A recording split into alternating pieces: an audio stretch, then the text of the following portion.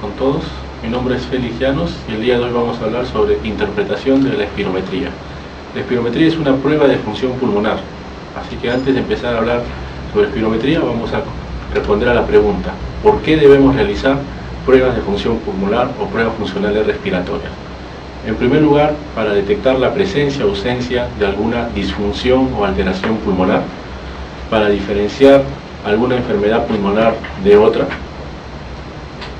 para cuantificar la severidad de una enfermedad pulmonar que ya hayamos determinado su disfunción, para evaluar los efectos de la terapia que estamos brindando al paciente en una determinada enfermedad, para evaluar el progreso de la enfermedad, para despistaje en un programa de mantenimiento de salud pública y finalmente para evaluar el riesgo quirúrgico.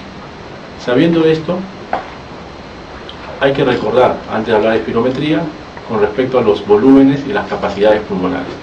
Nosotros sabemos que los volúmenes pulmonares son 4. El volumen de reserva inspiratorio, o el volumen de aire que ingresa con un máximo esfuerzo inspiratorio. El volumen de reserva expiratorio, o el volumen de aire que el individuo exhala con un esfuerzo máximo. El volumen corriente o volumen tidal, que es el volumen con el que normalmente nosotros estamos respirando. Y el volumen residual, que es el volumen que queda dentro del pulmón después de una expiración máxima. Asimismo, nosotros tenemos 4 capacidades. La capacidad inspiratoria, que es la suma del volumen corriente con el volumen de reserva inspiratorio. La capacidad funcional residual, que es la suma del volumen de reserva expiratorio y el volumen residual. La capacidad vital, que es todo el aire con el que nosotros vivimos, que es el volumen de reserva inspiratoria, el volumen corriente y el volumen de reserva expiratoria. Y la capacidad pulmonar total, que es la suma de la capacidad vital con el volumen residual o todos los volúmenes pulmonares. Sabiendo esto, vamos a empezar a hablar sobre interpretación de la espirometría. Los equipos de espirómetro son básicamente de 2 grandes tipos: los espirómetros de sensor de flujo o espirómetros más modernos y los espirómetros de volumen. La gran diferencia es con respecto a qué es lo que van a medir primariamente. Mientras los espirómetros de flujo van a medir el flujo y el volumen se calcula a través de integración, los espirómetros de volumen lo que van a medir es el volumen y el flujo es el que se calcula. He aquí las grandes diferencias entre ambos tipos de espirómetros. Así, el espirómetro de sensor de flujo es un espirómetro más moderno que tiene muchas más ventajas, entre ellas que tiene un costo menor y que puede ser utilizado de manera portátil y en consultorios, mientras el espirómetro de volumen es un espirómetro con un mayor costo que requiere por lo menos 10 litros de aire de volumen en sus equipos y que finalmente solamente nosotros lo vamos a encontrar en centros especializados o en lugares, clínicas de tercer nivel. Sabiendo esto, podemos deducir que los espirómetros de flujo son los espirómetros que más comúnmente vamos a encontrar nosotros en consultorios de hospitales o en consultorios de clínicas. Estos espirómetros de flujo a su vez son de 2 tipos: los espirómetros de circuito abierto y los espirómetros de circuito cerrado. Los espirómetros de circuito cerrado es aquel en donde el sujeto o el paciente va a estar conectado a la boquilla antes de que empiece la inspiración. Va a inspirar con la boquilla puesta y finalmente va a expirar, que es lo que va a medir la espirometría. Por lo tanto, en este tipo de espirómetro hay un riesgo potencial de contaminar el sensor de flujo. El espirómetro de circuito abierto es un espirómetro en donde el sujeto o el paciente va a tomar una inspiración total previo a la colocación de la boquilla para realizar el test. Por lo tanto, este espirómetro no contamina potencialmente el sensor. Ambos espirómetros nos van a servir en espirometría. Sin embargo, los espirómetros de circuito abierto hay que recalcar que no van a medir volumen de reserva expiratorio, volumen tidal y flujos inspiratorios. Así nosotros tenemos que la espirometría es un procedimiento de función pulmonar que va a medir volúmenes dinámicos, es decir, un volumen de aire que un individuo inhala o exhala en función del tiempo. Este volumen va a ser un examinador útil del estado de salud de la persona. Va a tener limitaciones en ciertas situaciones por ser un procedimiento paciente dependiente y se va a correlacionar muy bien con la morbilidad y con la expectativa o expectación de vida de los pacientes. Finalmente, es importante en la toma de decisiones Y este espirómetro es un estudio de función pulmonar que es fácil, es cómodo, es no invasivo y es un procedimiento barato. ¿Cuáles son las indicaciones? Son aquellos en donde nosotros queremos determinar el diagnóstico de la función pulmonar, monitoreo del tratamiento o de la evolución del paciente, una evaluación ocupacional o una evaluación de discapacidad y finalmente indicaciones de salud pública. ¿Cuáles son las contraindicaciones para realizar espirometría? Hemoptisis de origen desconocido, un neumotórax no tratado, una inestabilidad cardiovascular, que no es otra cosa que un infarto del miocardio reciente en los últimos 6 meses, un aneurisma cerebral, abdominal o torácico, cirugía ocular reciente, por ejemplo de catarata en los últimos 6 meses, una enfermedad actual que podría interferir en la performance o en la realización del test, y cirugía de tórax o abdomen reciente en los últimos 6 meses también. Con respecto a espirometría también hay que conocer que hay cierta medicación que se solicita al paciente o al individuo a quien se le va a realizar que deje de recibirla por un tiempo determinado.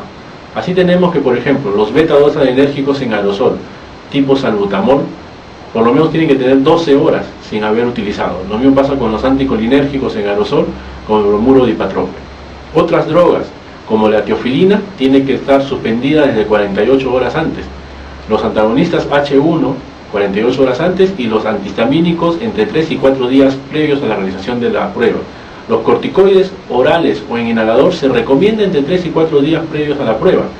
Los beta bloqueadores igualmente, y también se recomienda que 3 o 4 días antes de la prueba el paciente o el individuo no reciba ninguna bebida tipo Coca-Cola, chocolate, cafeína, tabaco, teobrominas o exposición a algún antígeno específico que le produzca la enfermedad para poder determinar bien lo que tiene. ¿Cómo vamos a realizar la espirometría? Antes de este punto hay que mencionar que la espirometría tiene 2 tipos: la espirometría que mide capacidad vital lenta y la espirometría que mide la capacidad vital forzada. A partir de este momento vamos a hablar única y exclusivamente de la espirometría de la capacidad vital forzada, por ser la que más se realiza. ¿Cómo vamos a realizar la espirometría de capacidad vital forzada? En primer lugar debemos decir al paciente que la inhalación, la toma de aire, debe ser rápida y debe exhalar totalmente lo más pronto que pueda todo el aire, con los labios bien sellados en la boquilla. Hay que repetir estas instrucciones tantas veces sea necesario y, si es posible, enseñarle al paciente vigorosamente. Hay que repetir un mínimo de 3 maniobras y no se requieren generalmente más de 8 para hacer el diagnóstico. Hay que chequear la reproducibilidad del test y hay que hacer más maniobras si es que fuera necesario.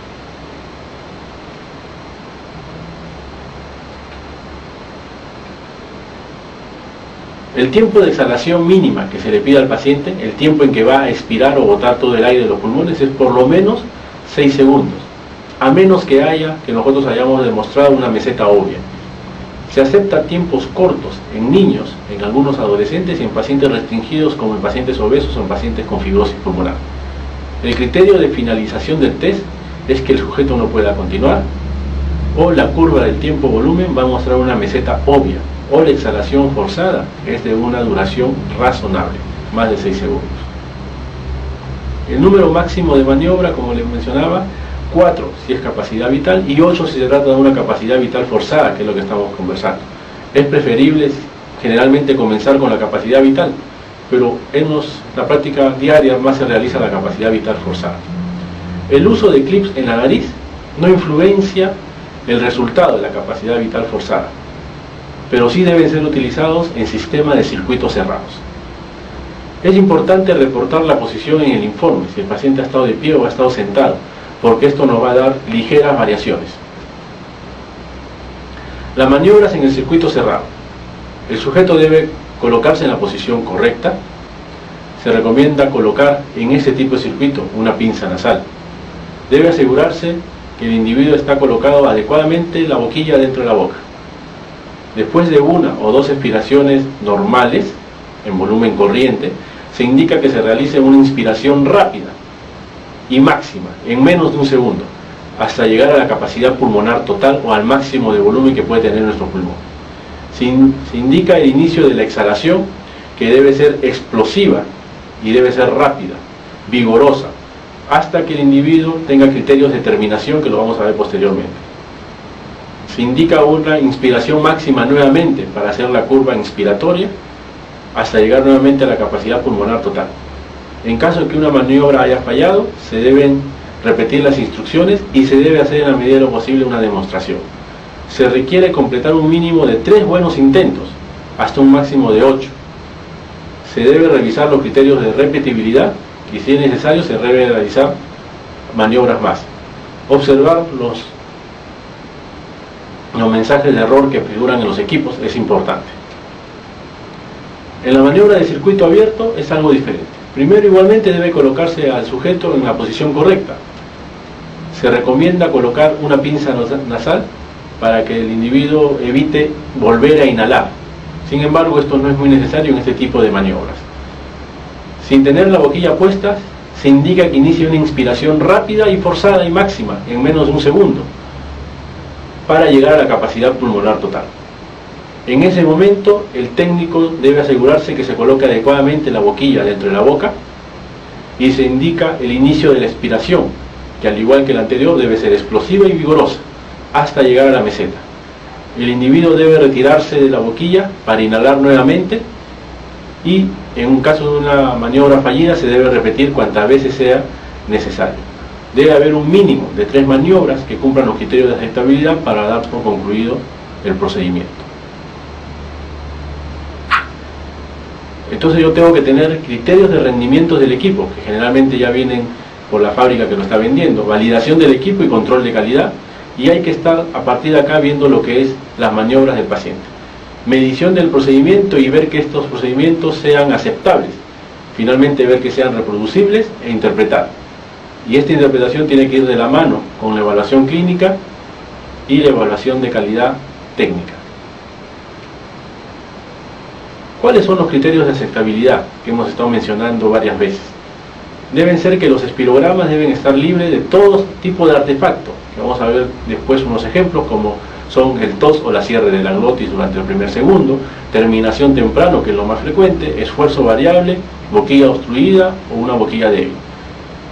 Otro criterio de aceptabilidad es que el paciente debe tener un buen comienzo, que el volumen extrapolado debe ser menor del 5% o menor de 0.15 litros de la capacidad vital forzada.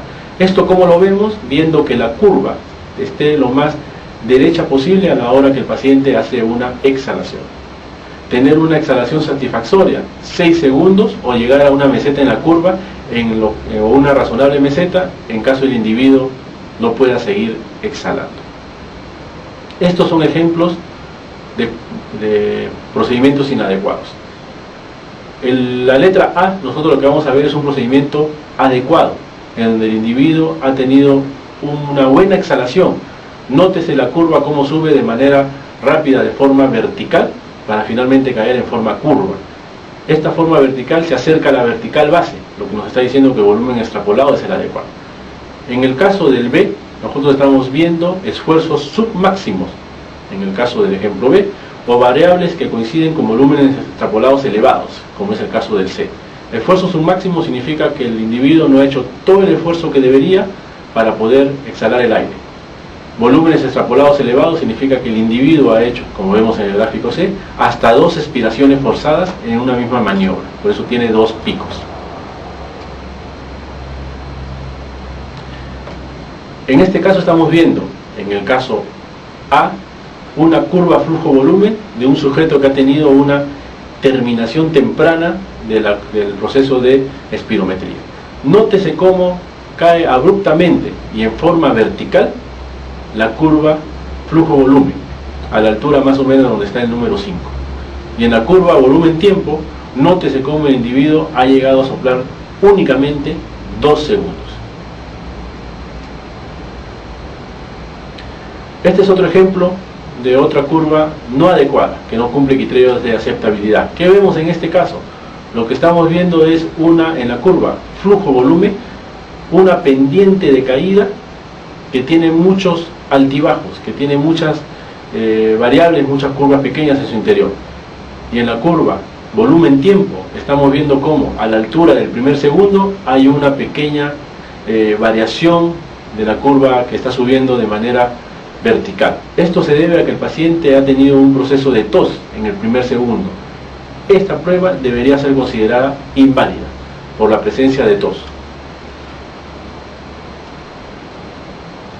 Este es un ejemplo de una doble respiración. Es algo que suelen hacer muchos pacientes, con tal de llegar a los 6 segundos. En la curva volumen-tiempo, nótese cómo el paciente llega hasta el segundo 8 y después hace una nueva expiración desde el segundo 7-8 hasta el segundo 12. Y en la curva flujo-volumen, nótese cómo al final de la expiración vuelve a tomar aire y exhala nuevamente. Este error da una capacidad vital forzada artificialmente elevada.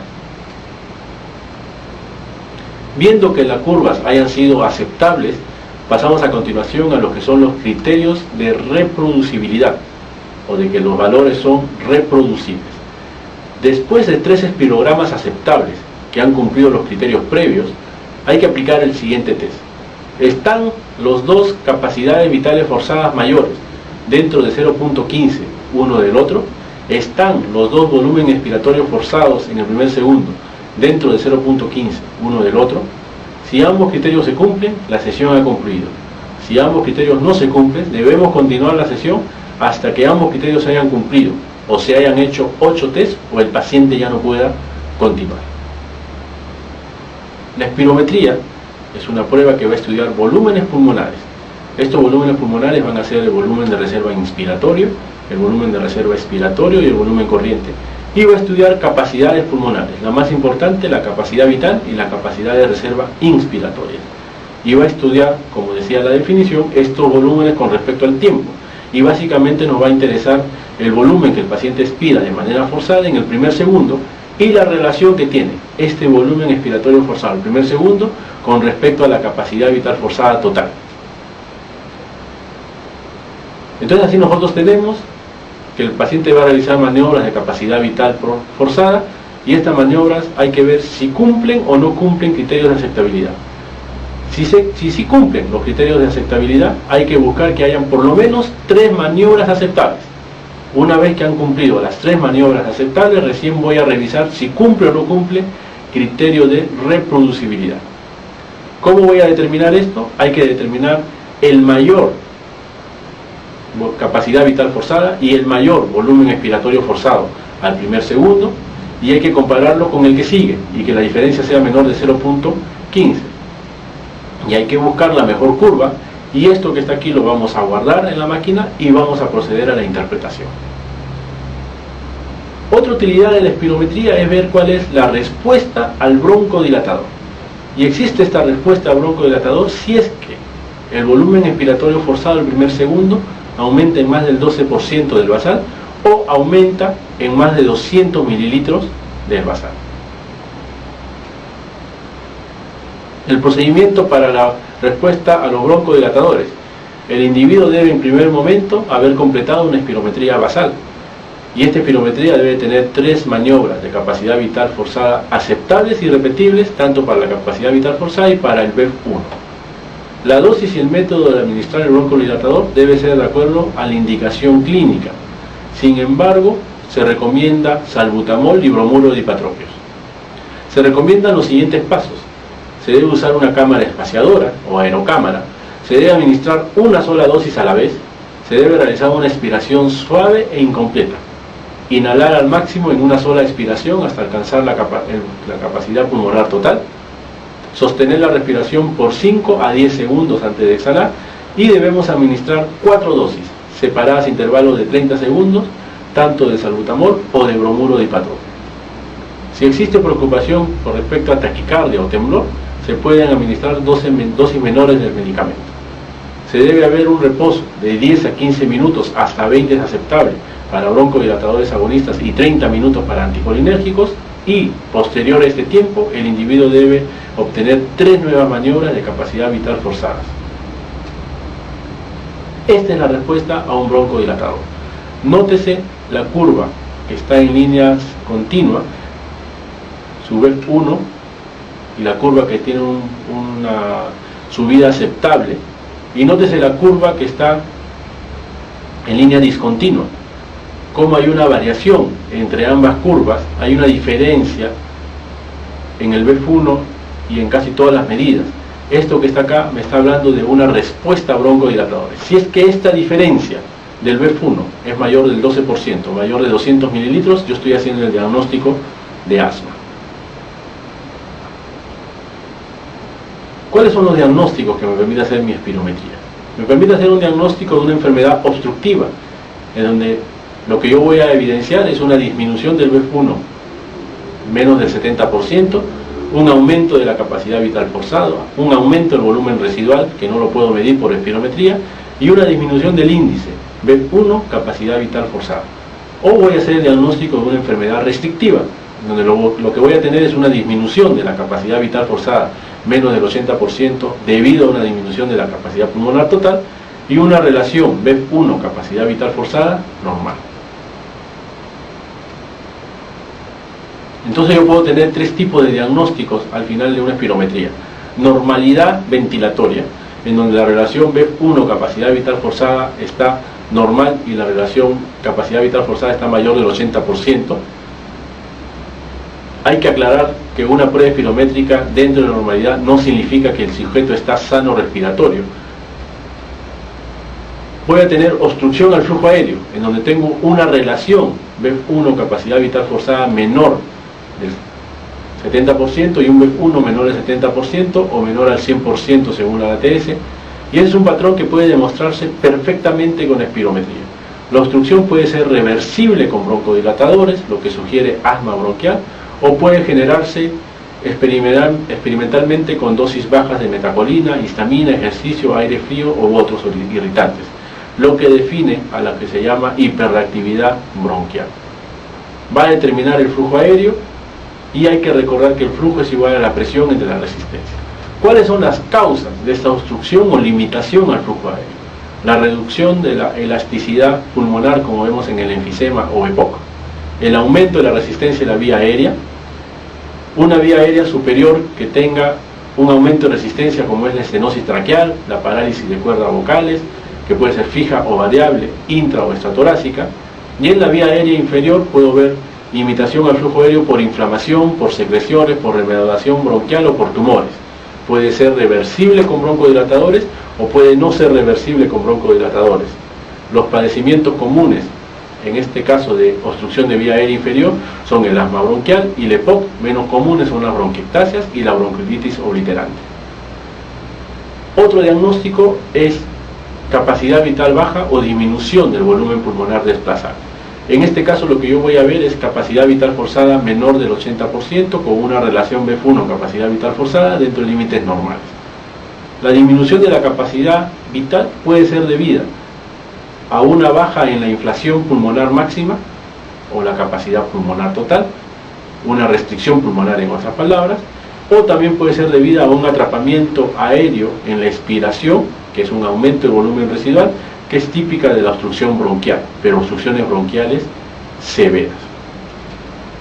Entonces tenemos como causa de capacidad vital baja un problema restrictivo, que es lo más frecuente, ya sea por dificultad o debilidad de los músculos inspiratorios, una miopatía, una neuropatía, una parálisis diafragmática, por rigidez pulmonar excesiva, como vemos en los casos de fibrosis pulmonar, por rigidez de la pared torácica, ya sea por estructura ósea, como en la cifoescoliosis, o por tejidos blandos, como vemos en la obesidad, disminución del tejido pulmonar irritable o ventilable, ocupación pleural con derrame o fibrotórax, resección quirúrgica pulmonar, o un llenado alveolar, como vemos en una neumonía, en una hemorragia alveolar o en un edema pulmonar.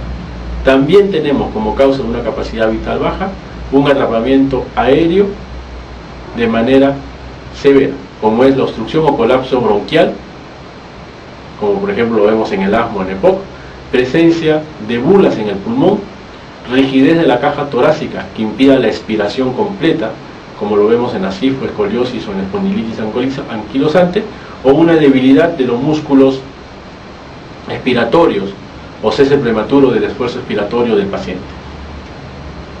Sabiendo eso, vamos a pasar a la interpretación. Si yo tengo un paciente que tiene un BEF1, capacidad vital forzada, menor del 70%, yo digo que el paciente tiene un patrón obstructivo.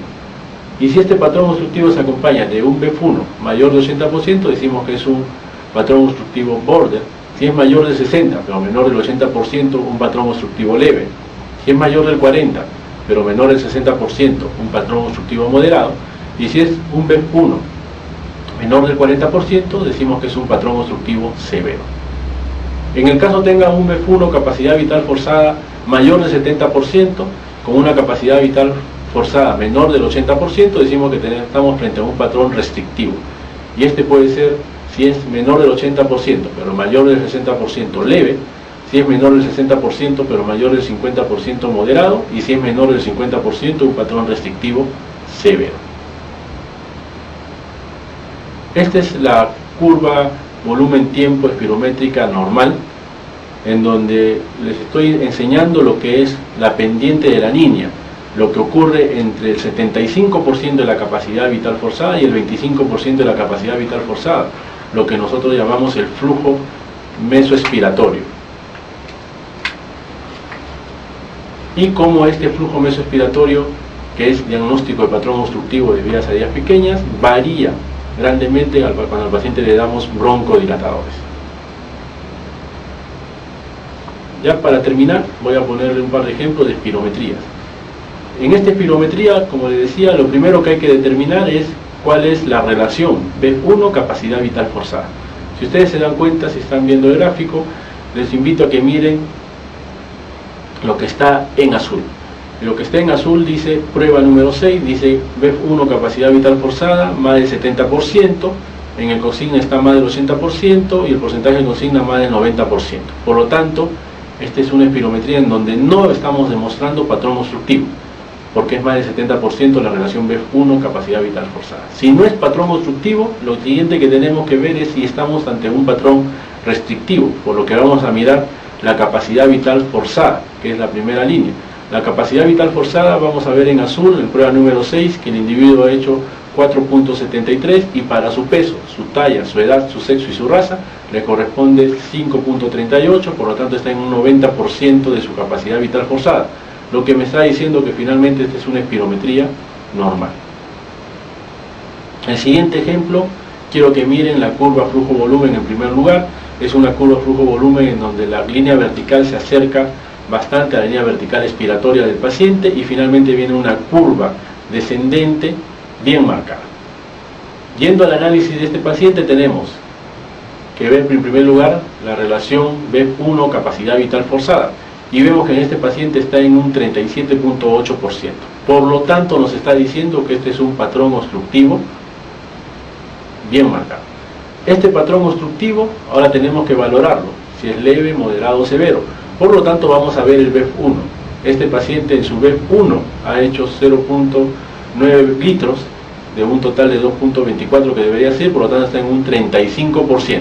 Por lo tanto estamos ante una obstrucción severa o una obstrucción grave. Ya que hemos determinado que estamos ante un cuadro obstructivo, lo que continúa es hacer una prueba broncodilatadora. Le damos al paciente 4 dosis de salbutamol, media hora después repetimos la prueba y al repetir la prueba estamos viendo que el BEF1 ha variado en más de 0.2 litros y ha variado en más de un 12%, en un 27% exactamente. Por lo tanto, estamos haciendo el diagnóstico de un cuadro obstructivo que responde a broncodilatadores. Esta es la espirometría usual y clásica de un paciente que tiene asma bronquial. Finalmente, este es todo el cuadro que resume lo que hemos estado conversando. Tengo a mi paciente con un BEF1 capacidad vital forzada mayor del normal, entonces voy a ver la capacidad vital. Si la capacidad vital está mayor del límite inferior normal, yo digo que mi paciente está normal. Y si está menor del límite inferior normal o menor del 80%, yo voy a decir que mi paciente tiene un problema restrictivo.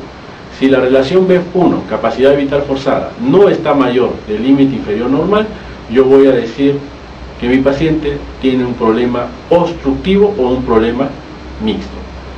Esperando que hayan entendido esta charla, voy a mencionarles dos cosas que son de suma importancia.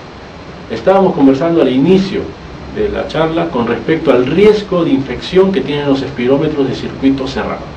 Este riesgo de infección está dado por enfermedades respiratorias que se pueden transmitir por contacto ocasional con enfermos que tienen estas enfermedades y que hacen una espirometría.